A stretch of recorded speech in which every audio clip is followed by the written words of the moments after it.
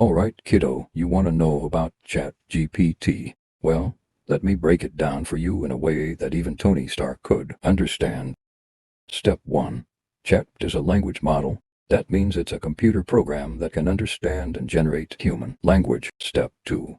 It's been trained on a massive amount of text data, so it can understand and respond to all sorts of questions and prompts.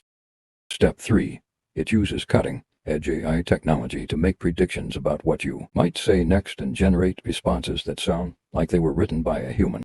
Step 4. It's not a human, but it's pretty damn good at pretending to be one. Step 5. You can use Chat to answer questions, write stories, generate code, and more. The possibilities are endless, just like Jarvis. Step 6. Keep in mind that the model is only as good as the data it was trained on, so it can't always give perfect answers and sometimes will give irrelevant or incorrect information. And there you have it, ChatGPT in a nutshell. Just remember, always keep an open mind and don't be afraid to ask for help if you need it. Like me, ChatGPT is here to assist you.